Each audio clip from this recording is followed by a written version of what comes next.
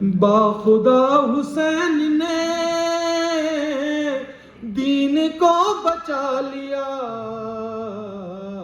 فاطمہ کے چین نے علی کے نور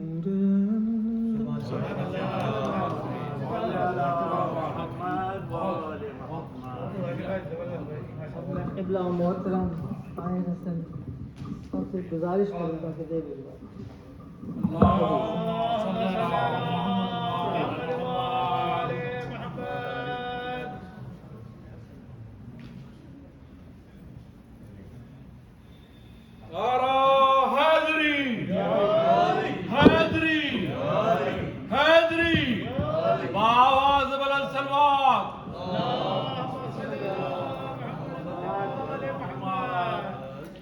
بارہ دیگر صلوات بھیجیے نا۔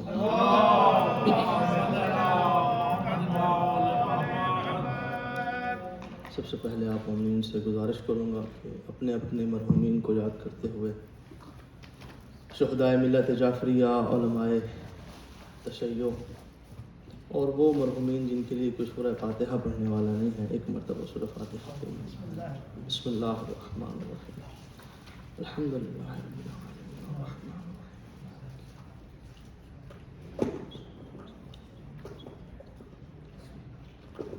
بسم اللہ۔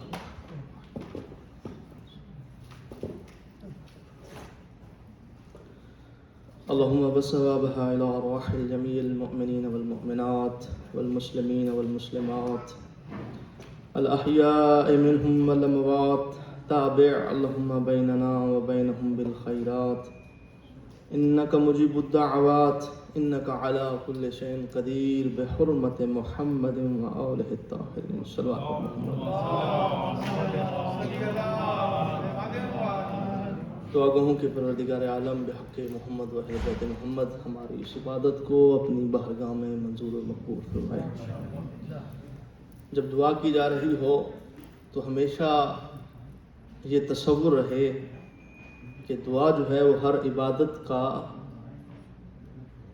صلہ ہے، یعنی کوئی بھی عبادت جو ہے وہ بغیر دعا کے پائے تکمیل تک نہیں پہنچتی۔ تو بھرپور انداز میں جب بھی دعا مانگی جا رہی ہو اس کے ساتھ آمین کہنا مومن کی ذمہ داری ہے۔ پروردگار واسطہ محمد و اہل بیت محمد کا، جو بیمار ہیں بیمار کربلا کے صدقے شفا عطا فرما، میری والدہ محترمہ کو شفاء کاملہ عاجلہ عطا فرما۔ پروردگار جو بے اولاد ہیں انہیں اولاد نرینہ عطا فرما، جنہیں اولاد عطا کی ہے انہیں نیک اور صالح بنا۔ واسطہ محمد و اہل بیت محمد کا پروردگار بار بار آقا حسین کی قبر کی زیارت کا شرف نصیب فرما، غم حسین کی دولت سے مالا مال فرما۔ واسطہ محمد و اہل بیت محمد کا پروردگار ہماری لاکھوں دعاؤں کی ایک دعا ہمارے وارث حقیقی امام زمانہ علیہ السلام کا جلد ظہور فرما، ہمیں امام کے قدموں میں شہادت نصیب فرما۔ ان تمام دعاؤں کی قبولیت کے لیے بلند تر صلوات۔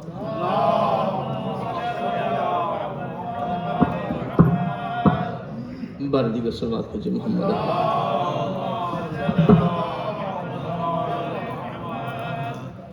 لا حول ولا قوة إلا بالله العلي العظيم، رب اشرح لي صدري ويسر لي أمري واحلل عقدة من لساني يفقهوا قولي، بسم الله الرحمن الرحيم، الحمد لله الذي هدانا لهذا وما كنا لنهتدي لولا أن هدانا الله، لقد جاءت رسل ربنا بالحق، ثم الصلاة والسلام على رسوله الكريم شفيع ذنوبنا وطبيب نفوسنا مولانا ابو القاسم محمد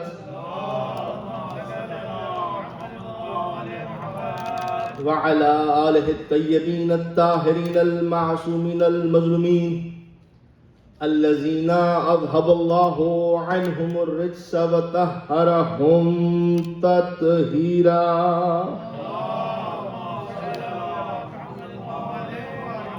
ولعنة الله على أعدائهم أجمعين من يومنا هذا إلى لقاء يوم الدين.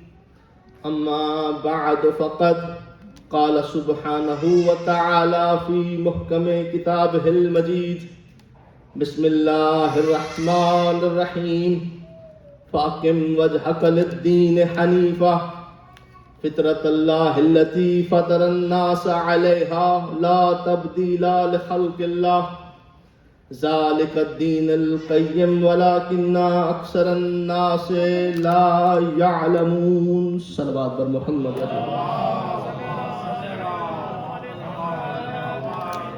اگر ہو سکے تو اس سے بھی بلند تر صلوات کی طرف.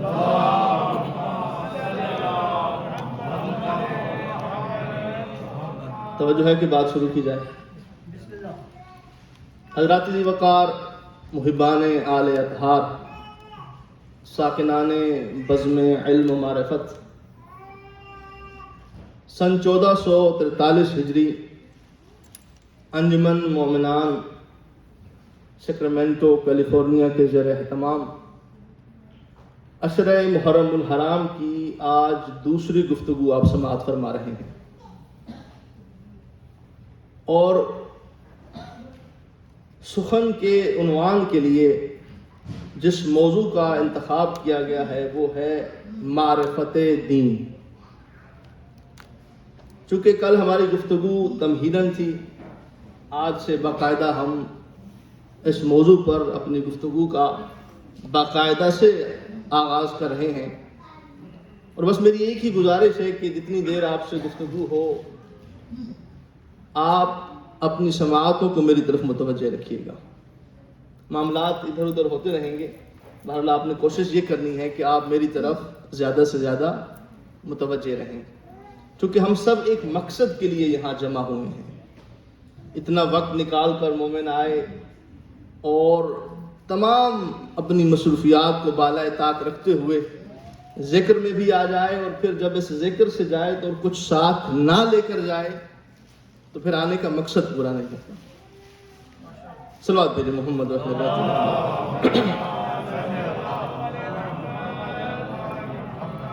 حضرات مومنین، عنوان سخن کے لیے قرآن مجید کی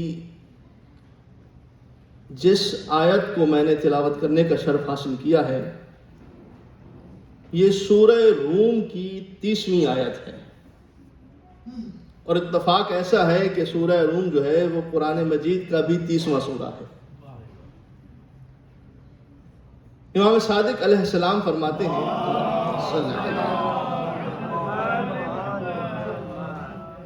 اس سورت کی فضیلت کے حوالے سے، مولا فرماتے ہیں کہ سورہ روم، اگر کوئی شخص سورہ روم کی تلاوت کرے تو اللہ اسے اس قدر ثواب عطا فرماتا ہے کہ جس قدر زمین و آسمان میں فرشتے موجود ہیں. توجہ فرما رہے ہیں آپ.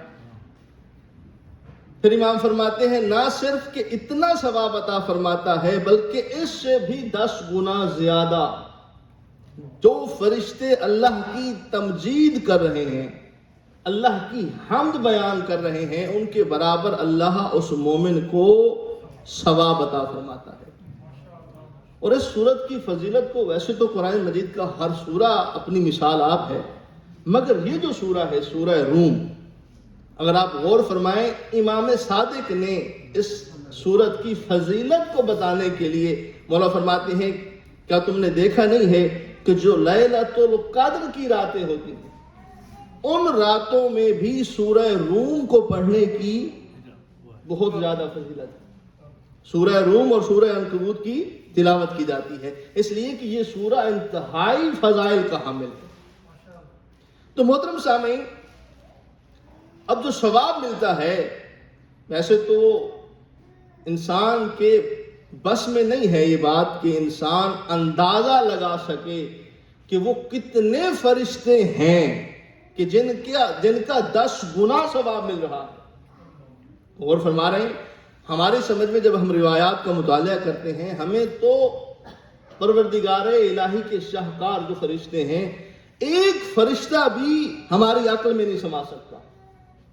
یعنی ایک فرشتہ، اس کے اختیارات کتنے ہیں، اس کے پاس طاقت کتنی ہے اور وہ کس قدر قدرت رکھتا ہے، یہ انسانی عقل سے ماورا شے ہے. جیسے کہ ایک روایت میں ہے کہ جب شب معراج رسول کونین چوتھے آسمان پر گئے تو وہاں نبیوں کے سردار نے ایک فرشتہ دیکھا. اور کیا دیکھا کہ فرشتہ ایسا ہے کہ جس کے جسم پر لا تعداد ہاتھ ہیں. فرشتہ ایک ہے مگر لا تعداد ہاتھ ہیں. رسول خدا فرماتے ہیں نہ صرف یہ کہ ہاتھ لا تعداد ہیں بلکہ ہر ہاتھ پر لا تعداد انگلیاں ہیں. رسول کونین اس فرشتے کے قریب گئے اور جا کر اس فرشتے سے پوچھا، کیا فرشتہ، یہ آخر اللہ نے تجھے اتنے ہاتھ کس لیے عطا کیے ہیں؟ تو ان ہاتھوں سے کرتا کیا ہے؟ توجہ فرما رہے ہیں نا آپ صاحب، ان ہاتھوں سے کرتا کیا ہے؟ وہ فرشتہ کہتا ہے یا رسول اللہ، جہاں کہیں بھی بارش ہوتی ہے، شرق سے لے کر غرب تک، شمال تا جنوب، عرش اولا سے لے کر تحت الثری تک جہاں بارش ہوتی ہے، میں بارش کے ہر قطرے کا حساب ان انگلیوں پر کر لیتا ہوں. اختیارات فرشتہ میں سے ایک بات آپ کی سماعتوں کو ہدیہ کر رہا ہوں، یعنی کس قدر اختیارات ہیں ایک فرشتے کے پاس. میں بارش کے ہر قطرے کا حساب ان انگلیوں پر کرتا ہوں. کائنات کے رسول فرماتے ہیں اچھا فرشتہ یہ بتا، کیا کوئی ایسا کام بھی ہے، کوئی ایسی گنتی بھی ہے کہ جس کا شمار تو ان انگلیوں پر نہ کر سکتا ہو؟ آگے بھی اللہ کے رسول ہیں، ایسا کوئی کام اللہ نے تجھے اتنی طاقت دی ہے کہ تو بارش کے قطرے تک گن سکتا ہے، مگر کوئی ایسا کام ہے کہ جس کا شمار تو ان انگلیوں پر نہ کر سکتا ہو؟ یہ فرشتہ کہتا ہے یا رسول اللہ ہاں ایک کام ہے، جب آپ کا کوئی امتی آپ پر اور آپ کی آل پر درود بھیجتا ہے، اللہ اس درود کا اتنا ثواب عطا کرتا ہے کہ میں اس کا شمار ان انگلیوں پر نہیں کر سکتا.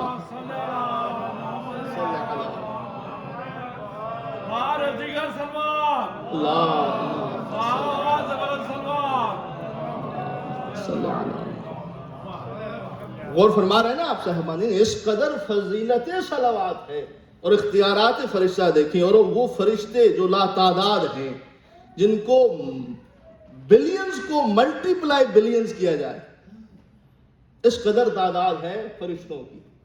تو لہٰذا جب کوئی بھی انسان نیک عمل کرتا ہے، کوئی سورت پڑھتا ہے، درود پڑھتا ہے، تو آپ یہ ذہن سے نکال دیجئے کہ اس کا ثواب اتنا ہوگا یا اتنا ہوگا. خدا تو بخشش کے بہانے ڈھونڈتا ہے، اس لیے بہت سارے ثواب ایسے ہیں کہ ان کو لامحدود کر دیا ہے کہ جتنے گناہ ہوں یہ کام کرے، اس بہانے سے اس کی بخشش کر دو. مگر یہ ہے کہ تھوڑی کوشش ضرور ہونی چاہیے. کوشش کرنے والے کو خدا ضرور معاف فرماتا ہے. صلوات بھیجیں محمد.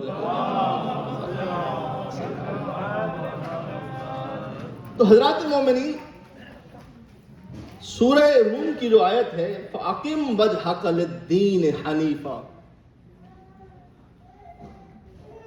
کہ میرے حبیب اپنے چہرے کو دین حنیف کی طرف رکھو.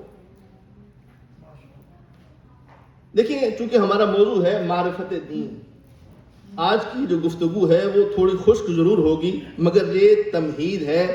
آنے والی جو ہماری مجالس ہوں گی انشاءاللہ اس میں بہت معاون ثابت ہوگی آج کی گفتگو. لہذا آج کی گفتگو زیادہ آپ نے توجہ سے سماعت فرمانی ہے. حبیب اپنے چہرے کو دین حنیف کی طرف رکھیے. فَأَقِمْ وَجْهَكَ لِلدِّينِ حَنِيفًا فِطْرَةَ اللَّهِ الَّتِي فَطَرَ النَّاسَ عَلَيْهَا، اور اللہ نے ہر انسان کو اپنی فطرت پر پیدا کیا ہے. حضرات المومنین، یہ جو دین ہے، دین چونکہ ہمارا موضوع ہے معرفت دین، عربی لغت کے حساب سے قرآن کریم میں جو لفظ دین استعمال ہوا ہے یہ دو معنوں میں استعمال ہوا ہے. الطاعت والجزا، یعنی دین اطاعت اور جزا کا نام ہے۔ دین کس چیز کا نام ہے؟ اطاعت کا اور جزا کا۔ دیکھیں، جب بھی انسان کسی موضوع پر گفتگو کرتا ہے، جب بھی انسان کسی شے پر تحقیق کرتا ہے، تو تحقیق کے اصولوں میں ایک اصول بڑا ہی اہم ہے۔ بالخصوص جو پی ایچ ڈی کے اسٹوڈنٹس ہیں یا ایم فل کے جو اسٹوڈنٹس ہیں جن کا ریسرچ ورک ہے، امید کرتا ہوں کہ آج کی گفتگو ان کے لیے بھی انشاءاللہ سود مند ثابت ہوگی۔ آپ دنیا کے کسی موضوع پر تحقیق کرنا چاہیں، کسی معاملے پر تحقیق کرنا چاہیں، تو پانچ ایسی چیزیں ہیں کہ وہ ہمیشہ مد نظر رہیں تو بہترین تحقیق ہو سکتی ہے۔ یعنی ایک اصول بیان کیا ہے علماء تحقیق نے، جو تحقیق کرنے کے انٹیروگیشن کے جو ایکسپرٹس ہیں۔ میں ایک مثال دیتا ہوں۔ مثال کے طور پر اگر کہیں پر کوئی انسیڈنٹ ہو جائے، کوئی بندہ قتل ہو جائے، تو سب سے پہلے 5 چیزوں کو دیکھا جاتا ہے۔ 5 وہ بنیادی سوالات ہوتے ہیں کہ جن کے ذریعے سے اس معاملے کی تحقیق تک پہنچا جا سکتا ہے۔ سب سے پہلے جو شخص قتل ہوا، یہ کوشش کی جائے گی کہ یہ کون ہے۔ یہ تحقیق کے حوالے سے چونکہ دین پر گفتگو ہے، تو ہم اسی طرح سے پھر انشاءاللہ گفتگو کو آگے لے کر چلیں گے کہ دین، جس طرح کہیں واقعہ ہوا، کوئی قتل ہوا، تو سب سے پہلے کیا ہوگا کہ یہ شخص کون ہے، واقعہ کہاں پر ہوا، واقعہ کیوں ہوا۔ غور فرما رہے ہیں آپ؟ واقعہ کیوں ہوا، واقعہ کہاں پر ہوا، اور کس کے سبب سے یہ واقعہ ہوا، واقعہ کب ہوا، اور یہ واقعہ کیا ہے۔ اب اس کو اور آسان کر دیتے ہیں کہ اگر قتل ہوا ہے تو اب اس پر جب تحقیق ہوگی کہ یہ قتل ہونے والا شخص کون ہے، یہ قتل کہاں پر ہوا ہے، کب ہوا ہے، اور قتل کیوں کیا گیا ہے۔ یہ میں نے مثال اس لیے دی ہے کہ یہ انشاءاللہ پھر ہمیشہ ہماری گفتگو میں بار بار اس کا تذکرہ ہوگا تو بات آسان ہو جائے گی۔ اب لفظ دین، اب اس کو اگر انگلش میں ٹرانسفر کریں، کنورٹ کریں، what, why, when, how، یعنی دین کیا ہے۔ غور فرما رہے ہیں آپ؟ پہلا سوال کہ دین کیا ہے، دین کب سے ہے، دین کیوں ہے، دین کہاں ہے۔ اور فرما رہے ہیں آپ کہ نہیں؟ جب ہم ان تمام پہلوؤں پر گفتگو کریں گے تو پھر ہمیں سمجھ آئے گا کہ یہ دین ہے کیا۔ اب یہ جو دین ہے، آج کل کے دور میں یہ ایک غلط فہمی ہے۔ لوگ یہ کہتے ہیں کہ سب سے قدیم مذہب جو ہے وہ بدھ مت ہے۔ آپ نے بھی یقیناً سنا ہوگا کہ جو انتہائی قدیم مذاہب ہیں ان میں سے ایک بدھ مت جو ہے وہ قدیمی مذاہب میں سے ایک مذہب ہے۔ سامعین محترم،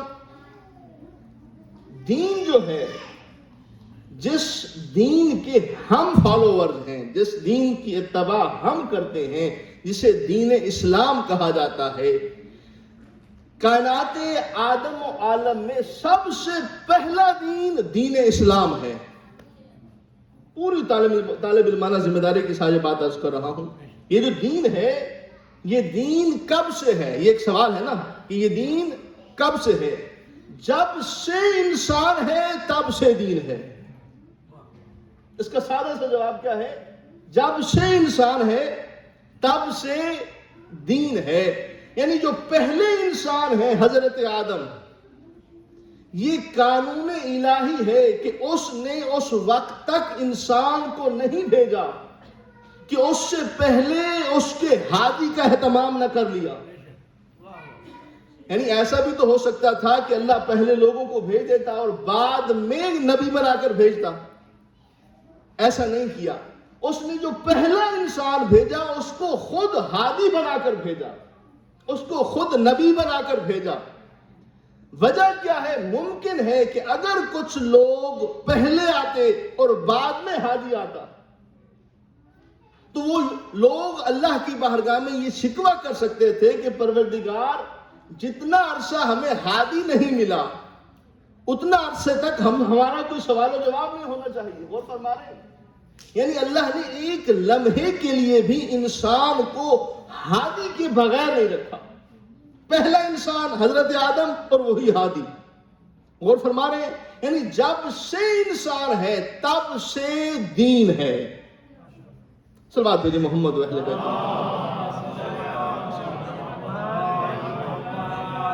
جب سے انسان ہے تب سے دین ہے. اب دوسرا سوال کہ یہ جو دین جس اسلام کی ہم بات کر رہے ہیں اس دین میں اور دوسرے ادیان میں فرق کیا ہے؟ یعنی جب ہم کسی شے پر گفتگو کرتے ہیں تو اس کے مد مقابل جو چیزیں ہوتی ہیں ان پر بھی گفتگو کرنا پڑتی ہے، پھر جا کے سمجھ آتی ہے کہ اصل اور نقل میں فرق کیا ہے. دیکھیں قرآن مجید نے خود اس کا اصول بتا دیا ہے. کیونکہ میں نے یہ عرض کی ہے کہ سب سے پہلا دین اسلام ہے. باقی جتنے مذاہب ہیں وہ سب دین اسلام کی بگڑی ہوئی صورتیں ہیں. دین اسلام کی بگڑی ہوئی صورتیں ہیں. مثال کے طور پر جو لوگ آگ کی پرستش کرتے ہیں، آگ کی پرستش کب سے شروع ہوئی؟ کہ جب حضرت موسیٰ کو طور کے پہاڑ سے آواز آئی جہاں پر آگ موجود تھی اور اس آگ سے آواز آ رہی تھی. خدا نے جب اس آگ کے ذریعے سے کلام کیا تو حضرت موسیٰ نے اپنے لوگوں کو بلایا کہ آؤ دیکھو خدا بلا رہا ہے. اور جب ان لوگوں نے آگ سے سنا، آگ کے اندر سے آواز سنی، انہوں نے آگ کی پرستش کرنا شروع کر دیا. غور فرما رہے ہیں؟ وہ لوگ زرتشت کہلائے. اسی طرح جو گائے کی پوجا کرنے والے ہیں، ہندو حضرات جو ہیں جو گائے کی پوجا کرتے ہیں، یہ مذہب کب سے شروع ہوا؟ سورہ بقرہ قرآن مجید کا سب سے بڑا جو سورہ ہے اس میں یہ پورا واقعہ موجود ہے کہ جب ایک ناحق قتل ہوا تو اللہ نے حکم دیا کہ اس گائے کے ٹکڑے کو اس مردہ شخص سے لگایا جائے، وہ مردہ زندہ ہوگا، وہ مردہ بول پڑے گا. جب لوگوں نے یہ دیکھا کہ گائے کے ذریعے سے انسان زندہ ہو رہا ہے، غور فرما رہے ہیں آپ، گائے کے ذریعے سے انسان زندہ ہو رہا ہے، انہوں نے گائے کو خدا سمجھ لیا اور گائے کی پرستی شروع کر دی. جبکہ بظاہر تو کوئی مذہب نہیں تھا، مذہب تو وہی اسلام چلا رہا ہے جس کا قرآن میں تذکرہ ہوا، شرع لکم من الدین ما وصی بہ نوحا، سورہ شورى کی آیت، کہ ہم نے حضرت اے رسول ہم نے آپ کو وہی دین، اسی دین کی وصیت کی ہے جس دین کی وصیت ہم نے حضرت نوح کو کی تھی. پھر اس کے بعد اگلے حصے میں ما وصینا بہ ابراہیم و موسیٰ و عیسیٰ، یعنی ہم نے ابراہیم کو بھی اسی دین کی وصیت کی، ہم نے موسیٰ کو بھی اسی دین کی وصیت کی، ہم نے عیسیٰ کو بھی اسی دین کی وصیت کی. دین وہی اسلام ہے، مگر اس دین کے اندر سے لوگوں نے اپنے اپنے مذاہب بنا لیے. غور فرما رہے ہیں آپ؟ وہی ایک دین ہے، مگر جس کو جو بات پسند آئی اس نے اس میں تبدیلی کر کے اپنی مرضی سے ایک نیا دین بنا لیا. اور پھر اس طرح سے دراصل اصل دین اسلام ہے. اسی لیے میں نے یہ بات عرض کی کہ جتنے چہرے ہیں جو دوسرے مذاہب ہیں دراصل یہ اسلام کے اندر سے اسلام کا بگڑا ہوا چہرہ ہے کہ لوگوں نے اپنی مرضی سے جس چیز کو پسند کیا اسی کو دین بنا لیا. صلوات بھیجئے محمد و اہل بیت.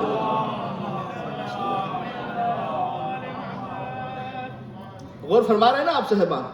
اب یہ بھی ایک سوال ہوتا ہے، بعض بڑے بڑے مفکرین میں نے خود اتفاق ایسا ہوا ہے کہ میں نے خود یہ بات سنی ہے اور منبر سے یہ بات سنی ہے. لوگ یہ کہتے ہیں کہ دین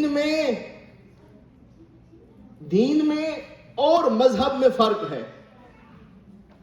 حالانکہ دین اور مذہب میں کوئی فرق نہیں ہے. دین جو لفظ ہے یہ قرآن میں استعمال ہوا ہے اور بارہا استعمال ہوا ہے. مذہب جو لفظ ہے یہ عربی کا لفظ ہی نہیں ہے. مذہب لفظ ہے فارسی زبان کا جو تہذیب سے نکلا ہے. غور فرما رہے ہیں؟ یعنی جو جس تہذیب کا قائل ہوتا ہے، جہاں پر جیسی تہذیب ہوتی ہے انسانی رویوں میں، جب انسان اکٹھے ہوتے ہیں اور جب وہ کسی شے کو اپناتے ہیں ایک تہذیب بنتی ہے.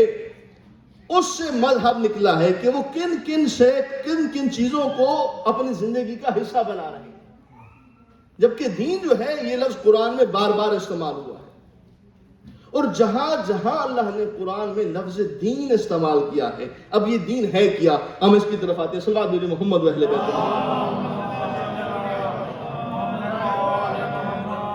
دیکھیں ماشاءاللہ بزرگ سب جانتے ہیں، یہ صرف جو ہماری ینگ جنریشن ہے، جوان ہے، ان کے لیے یہ گزارشات عرض کر رہا ہوں کہ دین ہے کیا. قرآن مجید میں جہاں کہیں بھی لفظ دین استعمال ہوا ہے، اللہ نے فقط لفظ دین استعمال نہیں کیا، بلکہ دین کے ساتھ ساتھ اور لفظ استعمال کیے ہیں. مثال کے طور پر جو میں نے آیت پڑھی فَأَقِمْ وَجْهَكَ لِلدِّينِ حَنِيفًا، یعنی دین حنیف. حنیف کا مطلب ہوتا ہے بالکل سیدھا، بالکل ہموار. یعنی اے میرے حبیب اس دین کی طرف چہرہ اپنا رخ رکھیے جو دین مستقیم ہے.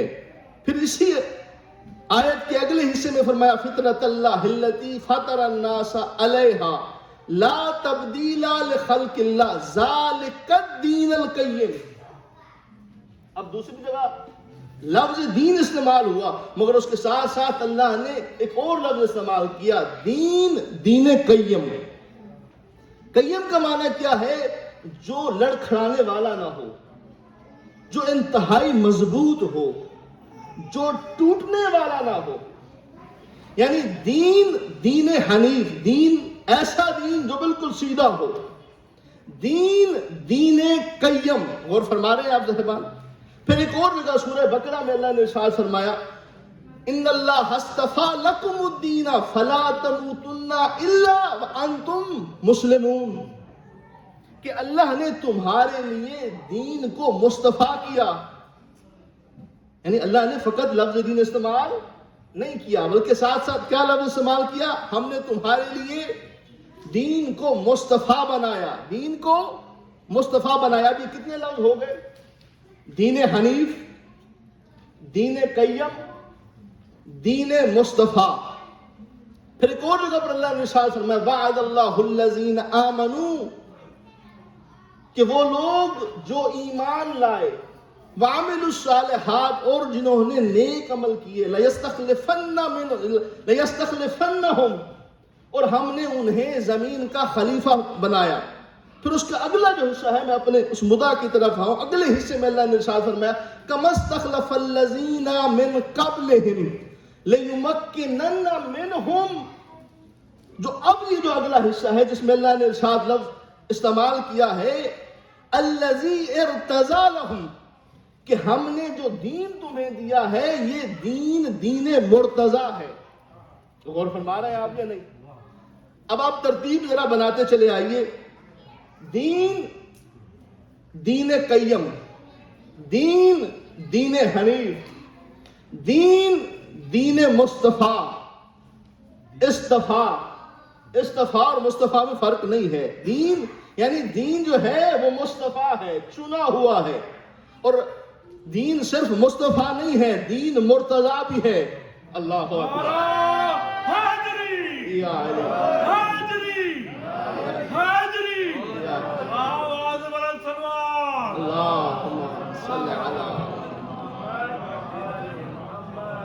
غور فرما رہے ہیں نا آپ صاحبان؟ ارتضا کا لفظ استعمال ہوا ہے کہ ہم نے جو تمہیں دین دیا ہے یہ دین مرتضی ہے، یہ دین ارتضا ہے. پھر اس کے بعد ایک اور جگہ پر اللہ نے قرآن میں ارشاد فرمایا کہ جو ہم نے تمہیں دین دیا ہے یہ دین حق ہے. غور فرما رہے ہیں؟ وَهُوَ الَّذِي أَرْسَلَ رَسُولَهُ بِالْهُدَىٰ وَدِينِ الْحَقِّ لِيُظْهِرَهُ عَلَى الدِّينِ كُلِّهِ وَلَوْ كَرِهَ الْمُشْرِكُونَ، کہ اللہ نے جس حبیب کو بھیجا اس کو جو دین دیا ہے وہ کون سا دین دیا ہے؟ دین حق دیا ہے. اب ذرا غور فرمائیں کہ اللہ کیسے کیسے لفظ استعمال کر رہا ہے. اگر بات حق کی آئے تو رسول کا فرمان ذہن میں آتا ہے علی حق کے ساتھ ہے, حق علی کے ساتھ ہے.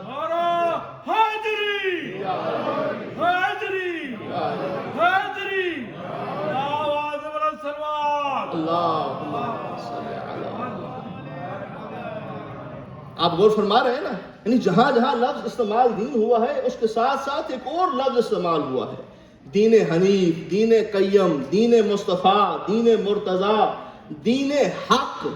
پھر اس کے بعد ایک اور جگہ پر اللہ نے سورہ نوح میں ارشاد فرمایا لہو ملک السماوات والارض وَلَهُ الدِّينُ وَاسِبًا افغیر اللہ اتقوا, کہ تمام زمین و آسمان جو ہیں وہ اللہ کے لیے ہیں اور دین اللہ کے لیے دین واسب ہے. یہ جو اللہ کا دین ہے یہ دین واسب ہے. واسب یعنی وا الف صاد اور با. اب واسب کا جو ترجمہ علماء نے لکھا ہے, کہتے ہیں واسب اس شے کو کہتے ہیں جو کبھی ختم ہونے والی نہ ہو, جس کا اختتام نہ ہو, جو ہمیشہ ہمیشہ ساتھ ساتھ رہے. یعنی اگر کوئی شے ہے اس شے کے ساتھ وہ اس وقت تک رہے گی جب تک وہ شے رہے. یعنی جب تک انسان رہے گا اللہ کہتا ہے میں نے تمہیں وہ دین دیا ہے جو دین واسب ہے. یعنی جب تک انسان رہے گا یہ دین اس کے ساتھ ساتھ رہے گا. غور فرما رہے ہیں آپ. ایک اور مقام پر اللہ نے ارشاد فرمایا کہ یہ جو دین ہے یہ دین خالص ہے. الا للہ الدین الخالص. باتحقیق یہ جو دین ہے یہ دین خالص ہے, اس میں کسی طرح کی کوئی ملاوٹ نہیں ہے. اب یقیناً ماشاءاللہ جاگتا ہوا مجمع ہے اور سماعت بیدار بھی ہیں. اب جو ترتیب میں نے آپ کی خدمت میں پیش کی ہے, یعنی جہاں جہاں پر اللہ نے دین کا تذکرہ کیا وہاں ساتھ ساتھ اس کی خصوصیت بیان کی کہ یہ جو دین ہے یہ دین حنیف ہے, یہ دین قیم ہے, یہ دین مصطفیٰ ہے, یہ دین مرتضیٰ ہے, یہ دین حق ہے, یہ دین خالص ہے, یہ دین واصف ہے. غور فرما رہے ہیں. یعنی جو دین ہے یہ فقط دین نہیں ہے, اس لیے کہ قرآن مجید کی ایک ایسی سورہ ہے اگر فقط دین کو حق سمجھ لیا جائے, یعنی لفظ دین انسان کے ذہن میں آئے اور اگر انسان اسے حق سمجھے تو قرآن میں اللہ یہ کبھی نہ کہتا لکم دینکم ولی دین, کہ تمہارے لیے تمہارا دین ہے, ہمارے لیے ہمارا دین ہے. یعنی اس کا مطلب یہ ہے کہ ممکن ہے کچھ ایسے لوگ ہوں کہ جو اپنے آپ کو دیندار کہہ رہے ہوں, مگر اگر کوئی اپنے آپ کو دیندار کہے تو یہ چیک کرنا ضروری ہے کہ دین محمدی پر ہے یا دین ابو سفیان پر ہے. اللہم صلی علی محمد. غور فرما رہے ہیں نا آپ صاحبہ. کسی کا فقط دیندار ہونا کافی نہیں ہے بلکہ اس کے لیے ضروری ہے کہ وہ اس دین کا ماننے والا ہو جو دین مصطفیٰ ہے, جو دین الہی ہے, جو دین خالص ہے, جو دین حق ہے. اب اللہ در حقیقت اس دین کو سمجھانے کے لیے وارثان دین کا تذکرہ کر رہا ہے. اب تھوڑا سا غور فرمائیے گا.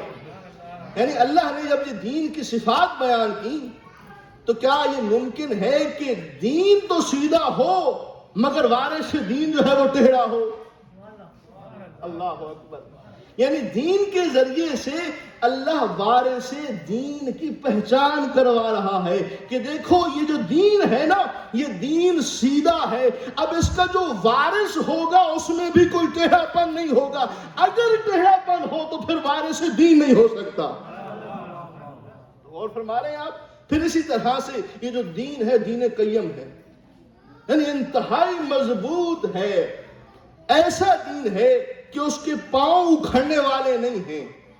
تو اب یہاں پر اللہ نے وارث دین کی ایک اور پہچان کروا دی کہ یہ جو اگر دین ایسا ہے کہ جو اکھڑنے والا نہیں ہے، جو پیچھے ہٹنے والا نہیں ہے، تو اب اس دین کا وارث بھی وہی ہوگا جو میدان میں جم جائے، اس کے پاؤں اکھڑے اور وہ پہاڑ پر نہ چڑھ جائے. غور فرما رہے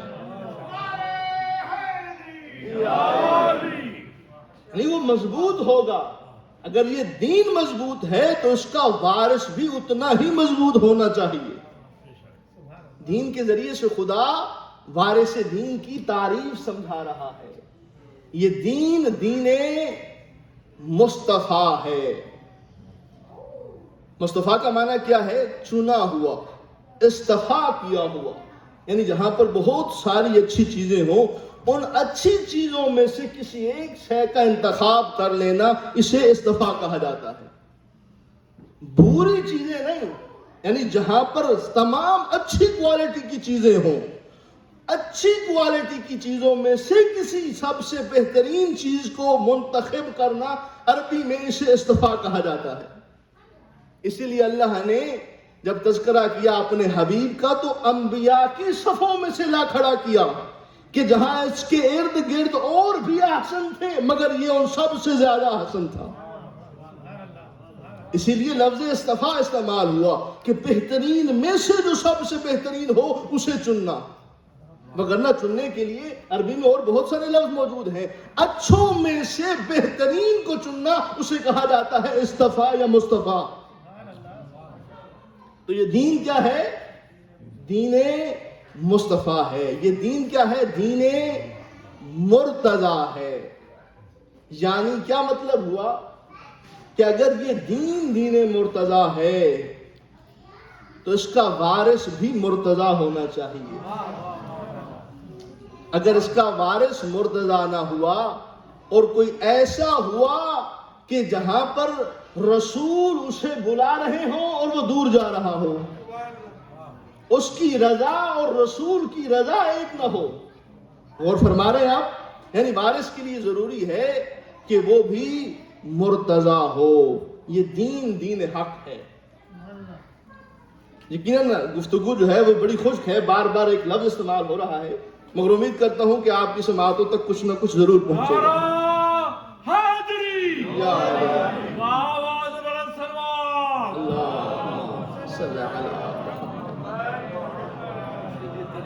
بارہ دیگر سلوات بھیجی محمد.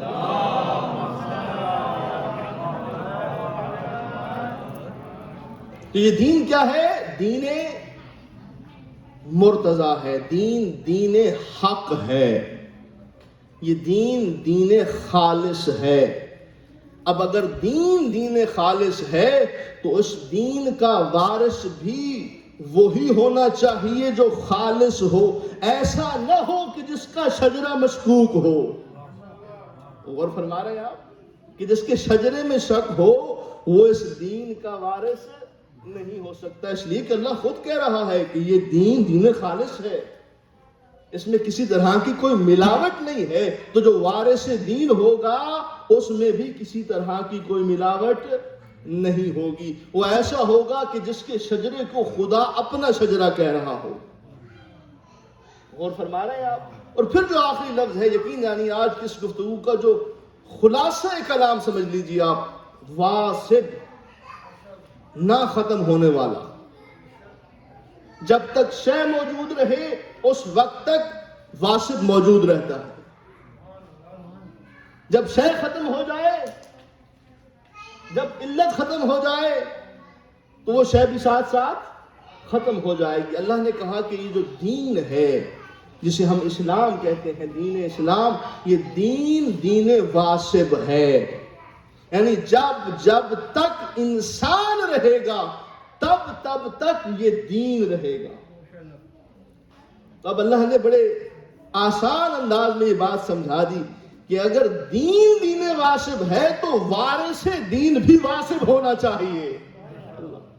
وارث دین بھی واسب ہونا چاہیے. یعنی یہ ممکن نہیں ہے کہ دین ہو اور واسب نہ ہو.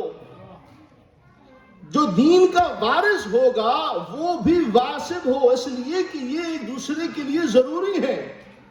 وارث دین بھی وہی ہوگا کہ جب تک انسانیت رہے وہ اس کے ساتھ ساتھ ہدایت کرتا رہے. اسی لیے اللہ نے آج بھی امام زمانہ کو پردے غیبت میں رکھا ہوا ہے کہ جب تک انسانیت باقی ہے امام قائم واسب بن کر انسان کی اصلاح کے لیے موجود رہے.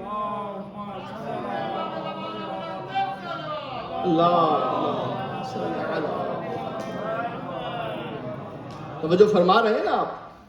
یہ دین واصف ہے تو وارث دین کا واصف ہونا بھی ضروری ہے. یعنی یہ انسان کی عقل میں آنے والی شے نہیں ہے کہ جہاں پر اللہ نے حدیث قدسی کے الفاظ بھی موجود ہیں اور بھی ہمارے پاس بے حساب روایات ہیں کہ اللہ نے زمین و آسمان کو ان کے لیے خلق کیا, ان کے صدقے میں خلق کیا. یہ جو اگر کشتیاں سمندروں میں چل رہی ہیں تو ان کے صدقے میں چل رہی ہیں. اگر یہ سورج روشنی دے رہا ہے تو ان کے صدقے میں روشنی دے رہا ہے. غور فرما رہے ہیں آپ. یہ جو دن اگر دن اور رات جاری و ساری ہیں تو ان کے صدقے میں جاری و ساری ہیں. میں یہاں پر ایک مثال دیتا ہوں. مثال کے طور پر یعنی اگر شے موجود ہو اور اس کی علت ختم ہو جائے تو وہ شے ختم ہو جاتی ہے. وہ شے علت کے ساتھ ساتھ ختم ہو جاتی ہے. مثال کے طور پر آپ اور میں یہاں پر کس لیے آئے ہیں؟ آپ اور میں یہاں پر ذکر امام حسین کے لیے آئے ہیں.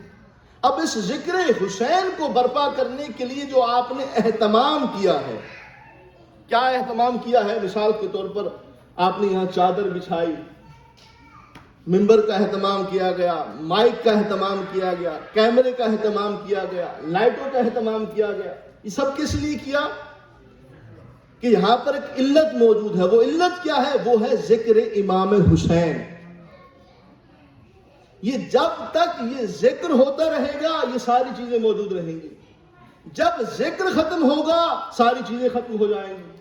یعنی جیسے مجلس تمام ہوئی آپ نے لائٹیں بجھا دی, مجلس تمام ہوئی مائک بند کیا آپ نے ہٹا کر سائڈ پہ رکھ دیا, مجلس تمام ہوئی تمام معاملات کو وائنڈ اپ کر دیا جاتا ہے. وجہ کیا ہے؟ اس لیے کہ جس کی وجہ سے یہ سارا معاملہ تھا وہ معاملہ ختم ہو چکا, مجلس ختم ہو چکی. اب اس کی جو علتیں ہیں وہ ساری اس کے ساتھ ساتھ ختم ہو جائیں گی.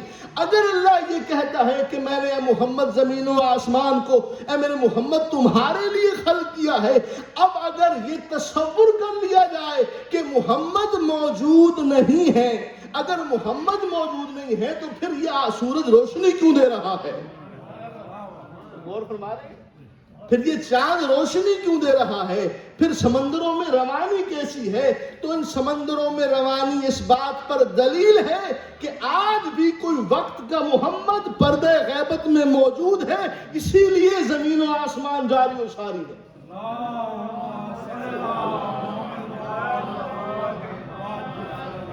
اس لیے کہ علت موجود ہے جس کے سبب خدا کہہ رہا ہے کہ میں نے آسمان بنائے, میں نے زمینیں پیدا کی, میں نے سورج کو بنایا, میں نے چاند کو بنایا, اے پنجتن پاک آپ کے صدقے میں, آپ کے لیے بنایا.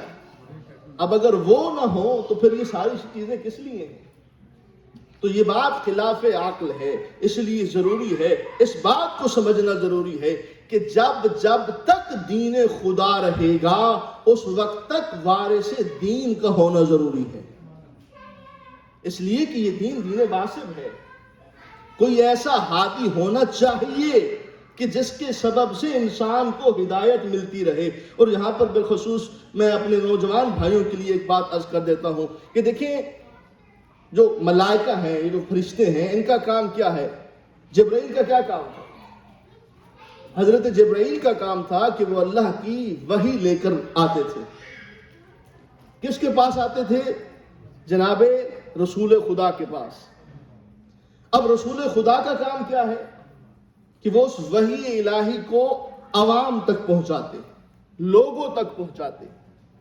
آج دنیا ہم سے یہ سوال کرتی ہے کہ آخر آپ عقیدہ امامت پر اتنا یقین کیوں رکھتے ہیں؟ آپ کی محافل و مجالس میں فقط اماموں کا تذکرہ ہی کیوں ہوتا ہے؟ یہ امتیاز ہمارے پاس ہے الحمدللہ. تو بالخصوص جوانوں کے لیے بات آج کر رہا ہوں. سبب یہی ہے, ملائکہ کا کام, فرشتے کا کام دین بنانا نہیں ہے, اس کا کام فقط دین وہاں سے لینا ہے، مصطفیٰ تک پہنچانا ہے، حتیٰ کہ رسول اللہ بھی دین کو پہنچانے والے ہیں۔ اب یعنی اس کو اگر ترتیب بنا لیجئے تو اس طرح سے ہے کہ ملک کا کام اللہ سے دین کو رسول تک پہنچانا ہے۔ اب رسول کو رسول اسی لیے کہا جاتا ہے کہ وہ بھی آگے پہنچا رہا ہے، کار رسالت انجام دے رہا ہے۔ پھر آخر امام کی ضرورت کیوں ہے ہمیں؟ کہ جب شریعت آ گئی، دین آ گیا، دین تمام ہو گیا، تو پھر امامت کی ضرورت کیوں ہے؟ دین تو قدیر میں مکمل ہو گیا تھا نا۔ جب دین مکمل ہو گیا تو پھر امامت کی ضرورت کیا ہے؟ تو امامت کی ضرورت ہمیں اس لیے ہے کہ جو دین اگر قیامت تک باقی رہے گا، خدا نے اس دین کو محفوظ رکھنا ہے۔ غور فرما رہے ہیں آپ صاحبان جنے؟ یعنی امام کا کام اس دین کی حفاظت کرنا ہے، اسی لیے یہ سلسلہ امامت قیامت تک رہے گا، تاکہ جب کبھی بھی دین کو اصل شکل میں دکھانا ہو تو وارث دین سمجھائیں گے کہ یہ اصل دین رسول ہے۔ اور فرما رہے ہیں آپ صاحبان، یہ ہے کار امامت۔ اس لیے آج بھی ہمیں امام کی ضرورت ہے، آج بھی ہمیں امام کی ضرورت ہے۔ اور بات سے بات چل نکلی ہے تو چلو ایک اور اعتراض ہے، اس کا بھی میں ساتھ ساتھ جواب دیتا چلوں۔ اکثر و بیشتر آپ نے بھی سنا ہوگا کہ جب چاند نظر آتا ہے عید کا تو بہت سارے مومنین یہ اعتراض کرتے ہوئے نظر آتے ہیں، کیونکہ بہت مرتبہ ایسا ہو چکا ہے کہ دو عید نمازیں پڑھائی گئی۔ مثال کے طور پر سستانی صاحب کی مقلد آج اور خامنائی صاحب کی مقلد جو ہیں وہ کل عید ہوگی، یقیناً آپ حالات سے باخبر ہیں۔ تو اب مومنین سوال کرتے ہیں کہ یہ کیسے علماء ہیں کہ اب ہم عیدیں بھی دو پڑھیں؟ یعنی آپ انہیں دین کا وارث بنا رہے ہیں اور یہ ہمیں اتنا تک نہیں بتا سکتے کہ ایک دن میں ایک عید کیسے پڑھی جائے؟ جو جس کا مقلد ہے اس کی تقلید کرے، اگر انہوں نے آج کا کہا ہے تو آج پڑھنی ہے، اگر کل کا کہا ہے تو کل پڑھنی ہے۔ غور فرما رہے ہیں آپ؟ یعنی یہ اعتراض کیا جاتا ہے کہ یہ دراصل علماء جو ہیں یہ وارث نہیں ہیں اس دین کے، لہذا ان کی تقلید نہ کی جائے، کیونکہ آج مسئلہ اتنا گھمبیر ہو چکا ہے کہ ہم عید کی نماز ایک نہیں پڑھ سکتے ان کی وجہ سے۔ غور فرما رہے ہیں آپ یا نہیں؟ تو جب یہ معاملہ ہوتا ہے تو مومن جو ہے، جو ایمن کی جو تقلید کرتے ہیں، وہ بھی بے بس ہو جاتے ہیں، وہ بھی کہتے ہیں بات تو ٹھیک ہے، آپ جو کیا کریں، اب چونکہ ان کا حکم آ گیا ہے، انہوں نے کہا ہے تو ہمیں ان کی بات کو فالو کرنا ہے، جو کہ ہم تقلید کر رہے ہیں۔ اب یہاں پر مومن خاموش ہو جاتا ہے۔ خدا کی قسم، یہ ممبر حسین ہے اور میں اپنی ذمہ داری سمجھتا ہوں، اگر آپ اور مجھے جو مسائل درپیش ہیں، اگر یہ سارے مسائل حل ہو جائیں تو ہمیں کبھی امام کی کمی محسوس نہ ہو۔ تھوڑا سا غور فرمائیے گا، یعنی آپ کے جتنے مسائل ہیں، دینی جو بھی معاملات ہیں، اگر یہ سارے معاملے حل ہو جائیں تو پھر امام کی ضرورت کیا ہے؟ کچھ ایسے معاملات ہیں جہاں پر مصلحت خدا یہی ہے کہ انسان کے پاس، آج کے انسان کے پاس اس کا جواب موجود نہیں ہے۔ یعنی کوئی تو ایسا ہونا چاہیے کہ اس کے پاس اگر سوال جائے تو جواب ایک ہو۔ غور فرما رہے ہیں آپ یا نہیں؟ یعنی یہ جو کمی ہمیں محسوس ہوتی ہے کہ جہاں پر انسان بے بس ہوتا ہے تو یہ بے بسی ہمیں متوجہ کرتی ہے امام وقت کی طرف۔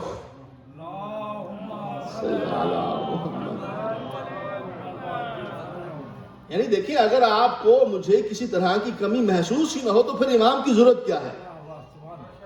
اگر ہر سوال کا جواب ہمیں مل جائے تو پھر ہمیں امام کی کیا ضرورت ہے؟ خدا نے خود ان سوالوں کو سوال بنا کر رکھا ہوا ہے تاکہ کوئی ایسا آئے جس کے پاس اس سوال کا جواب موجود ہے اور انسان جو ہے اس کی طرف متوجہ ہو کہ جس کے پاس ہر سوال کا جواب موجود ہے. یہ مصلحت خدا ہے کہ خدا انسانوں کو بتانا چاہتا ہے کہ تم جتنا مرضی علم حاصل کر لو تمہارے پاس ہر سوال کا جواب موجود نہیں ہے. جتنی تمہاری عقل ہے اتنا جواب دے سکو گے.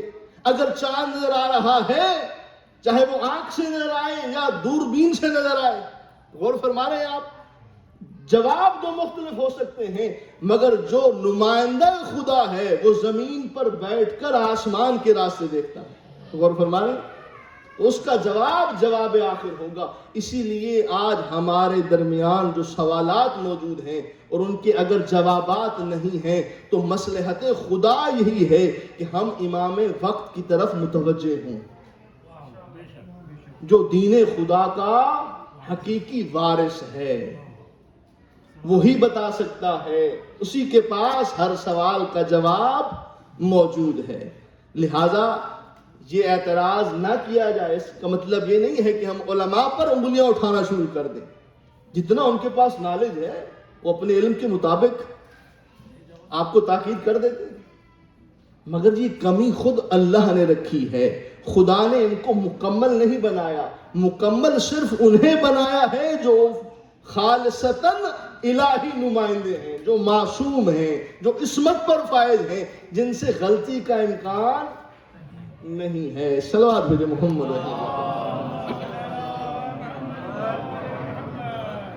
بارہ دیگر صلوات بھیجے.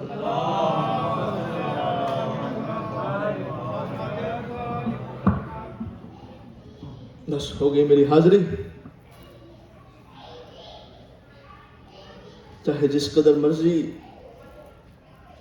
علمی گفتگو کی جائے،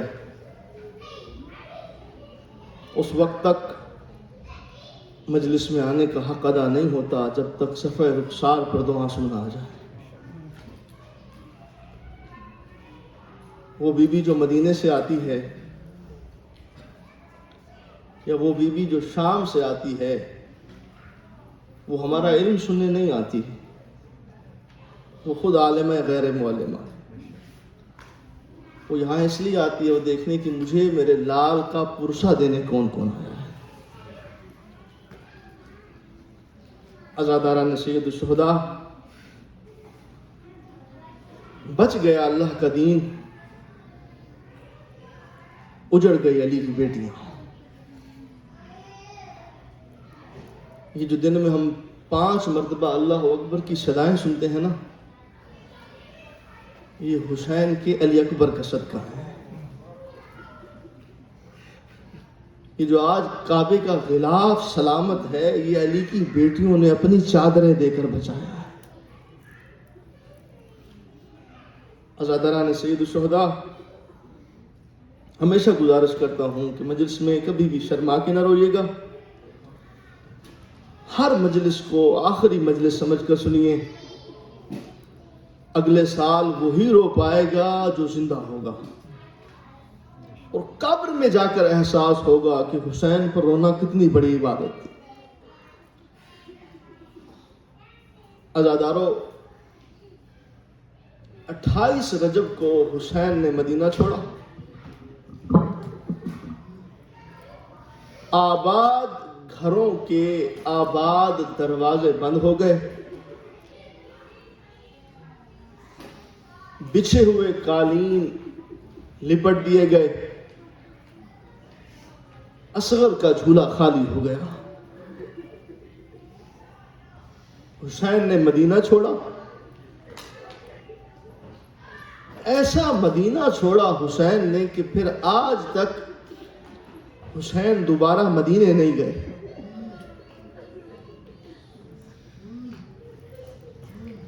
جب آقا حسین مدینے کو چھوڑنے کی تیاری کر رہے تھے، تاریخ میں ملتا ہے کہ حسین اپنی ماں کی قبر پر اس طرح سے روئے جیسے بچہ ماں کی گود میں لپٹ کر روتا ہے. یہاں پر یقیناً زائرین امام حسین بھی بیٹھے ہوں گے. میں ہمیشہ کہا کرتا ہوں کہ جب انسان کربلا جاتا ہے نا، خدا ہم سب کو بار بار شہادت نصیب فرمائے. جب انسان کربلا جاتا ہے نا، جانا بڑا آسان ہے، مگر جب انسان کربلا سے واپس آتا ہے نا، اس کی زیادہ سے زیادہ خواہش ہوتی ہے کہ آخری رات وہ قبر کے پاس گزارے. ممکن ہے پھر دوبارہ یہ نصیب میں ہو یا نہ ہو. یعنی مومن کے لیے قبر حسین کو چھوڑنا بڑا مشکل ہو جاتا ہے. جو زائرین گئے وہ اس کیفیت سے آگاہ ہیں. اب آپ ذرا خود اندازہ کیجئے، حسین ماں کو الوداع کہہ رہے ہیں، آخری رات ہے، حسین اتنا روئے جیسے بچہ ہچکیاں لے لے کر روتا ہے. بس عزادارو، آخری سلام ماں کی قبر پہ کر کے حسین واپس گھر آئے. میں ذرا تفصیل کے ساتھ مسائل پڑھنے کا عادی ہوں، رونے کی راتیں ہیں. کوشش کیجئے جتنا ہو سکے جناب زہرا کو پرسہ دیجئے. آقا حسین گھر تشریف لائے. جناب ام سلمہ کو خبر ہوئی، اطلاع پہنچی جناب ام سلمہ تک کہ حسین مدینہ چھوڑنے لگے. عصا کا سہارا لے کر جناب ام سلمہ اس جگہ آئی جہاں پر حسین تیاری باندھ چکے ہیں. ماں کو دور سے آتا دیکھ کر حسین اپنی جگہ سے کھڑے ہوئے.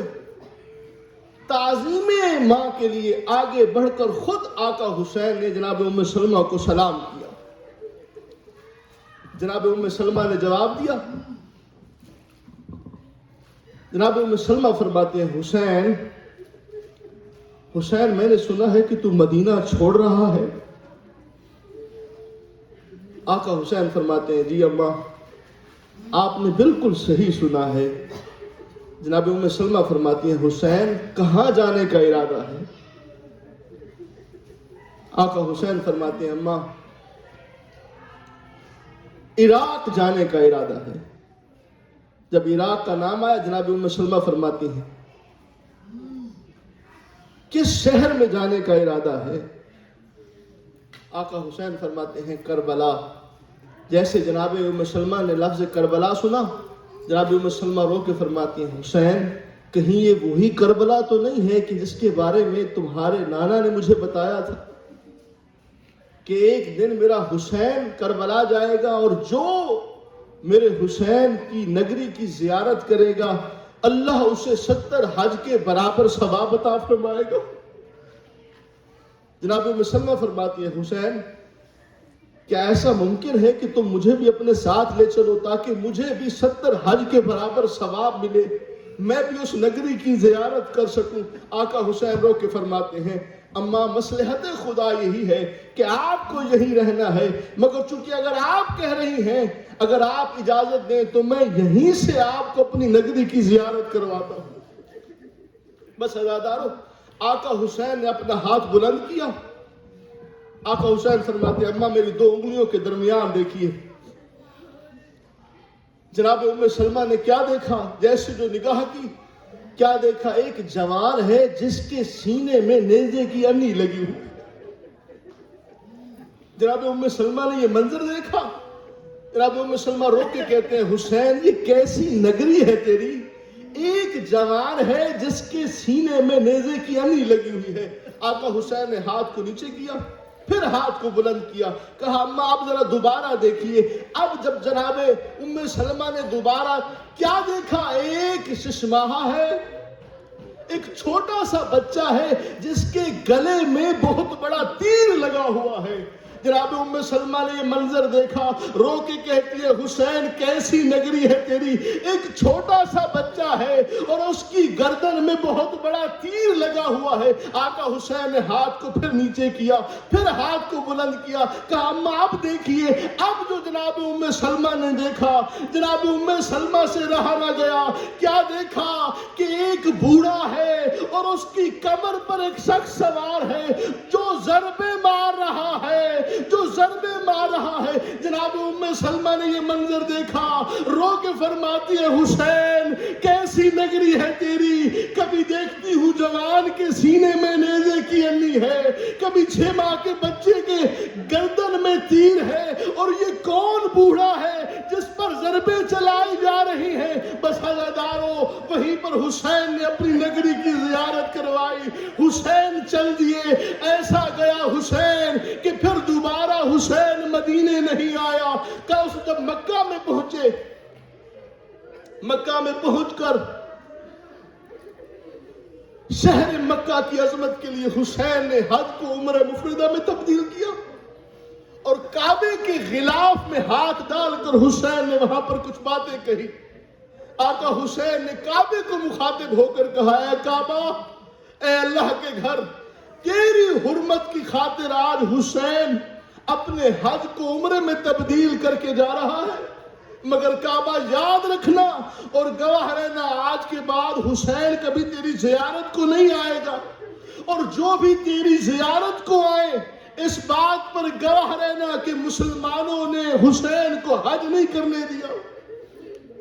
بس عزاداروں, آقا حسین فرماتے ہیں, کعبہ یاد رکھنا تیری تعمیر ابراہیم نے مٹی, گارے اور پتھر سے کی تھی, مگر ایک کعبہ حسین بنائے گا. جو کعبہ حسین کربلا میں بنائے گا اس کی تعمیر میں کہیں علی اکبر کا خون شامل ہوگا, کہیں عباس کے بازو شامل ہوں گے, کہیں 6 ماہ کے لال کا خون شامل ہوگا.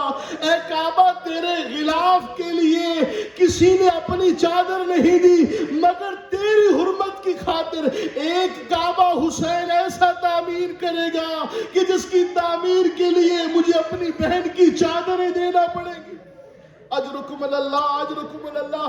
اپنی آوازوں کو تھوڑا تھوڑا بلند کیجئے, حسین کو شرما کے نہ رہیے. بس عزادارو, حسین نے مدینہ چھوڑا. چلتے چلتے اس مقام پر پہنچے جہاں پر گھوڑا رک گیا. آقا حسین نے ایڑ لگائی, مگر زلجنا چلتا نہیں ہے, مظلوم. آقا حسین گھوڑے سے فرماتے ہیں, اے زلجنا, کیا اس عالم غربت میں تو نے بھی حسین کا ساتھ چھوڑ دیا ہے؟ آقا حسین نے پھر ایڑ لگائی, مگر گھوڑا آگے نہیں بڑھا. آقا حسین سمجھ گئے, گردن کا گھوڑے نے اشارہ کیا. آقا حسین سمجھ گئے کہ یہ یقیناً مصلحت خدا ہے. زین سے زمین پر آئے, آواز دی, بنی اسد قبیلے کے لوگ آئے. آقا حسین فرماتے ہیں, کیا تم میں سے کوئی یہ بتا سکتا ہے کہ اس جگہ کا نام کیا ہے؟ ایک بوڑھا آگے بڑھا, اس نے کہا اس کا نام ہے شط فرات, فرات کا کنارہ. امام حسین فرماتے ہیں, حل لہا اسم آخر, کیا اس کا کوئی اور نام بھی ہے؟ ایک اور شخص آگے بڑھا, اس نے کہا اس کا نام ہے نینوا. سرکار آقا حسین فرماتے ہیں, حل لہا اسم آخر, کیا اس کے علاوہ اس کا کوئی اور نام بھی ہے؟ اب ایک تیسرا شخص آگے بڑھا, اس نے کہا ہاں, اسے کرب و بلا بھی کہتے ہیں. جیسے جو کرب و بلا کا نام سنا, آقا حسین کی زبان سے بے ساختہ یہ جملہ نکلا, ان للہ و انا الیہ راجعون. ھذا مقام قتالنا, یہی وہ مقام ہے جہاں پر ہمیں قتل کر دیا جائے گا.